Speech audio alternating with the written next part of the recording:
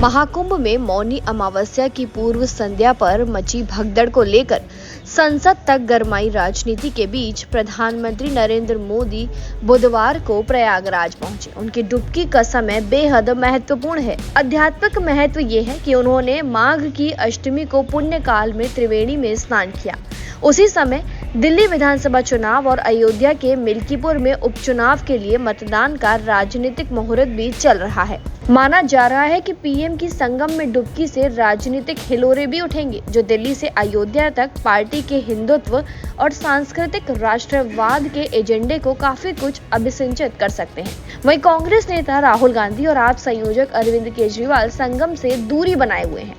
भाजपा के लिए महाकुंभ का महत्व इसलिए भी बढ़ जाता है क्योंकि जातिगत जनगणना को लेकर मुखर कांग्रेस, सपा और राजद जैसे दल अनुसूचित जाति और ओबीसी वोट खींचना चाहते हैं।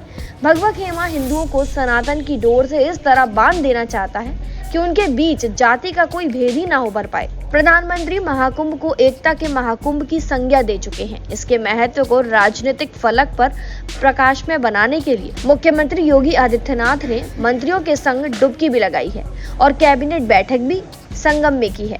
भाजपा शासित राज्यों के कई मुख्यमंत्री, मंत्री, सांसद, विधायक यहां पर पहुंचकर डुबकी लगा चुके हैं।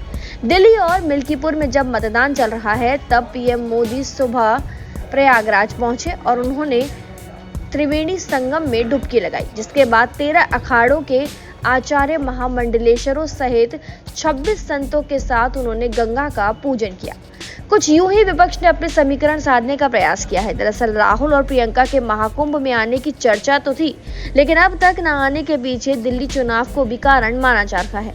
भाजपा का अपना मतदाता वर्ग है, जबकि आप और कांग्रेस के बीच मुस्लिम मतों की हिस्सेदारी को लेकर भी संघर्ष है।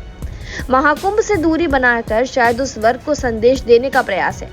वहीं मिल्कीपुर की स्थिति अलग है। सपा यदि लोकसभा चुनाव में अयोध्या और विधानसभा चुनाव में मिल्कीपुर जीतती है तो दलित वोट के कारण, चूंकि इस सीट पर मुस्लिम मतदाता भी अच्छी संख्या में है, इसलिए महाकुंभ की व्यवस्थाओं पर सतत प्रहर कर अखिलेश ने एक पाले को साधने का भी प्रयास किया है। हिंदू कोई धारणा ना बना ले, इसलिए गंगा स्नान पर व्यंग के बावजूद स्वयं पहले हरिद्वार और फिर महाकुंभ में स्नान कर गए। यहाँ पे मुस्लिम वर्ग की नाराजगी का जोखिम इसलिए भी नहीं है क्योंकि प्रतिस्पर्धा सिर्फ भाजपा से है और मुस्लिम मतदाता विकल्पहीन है।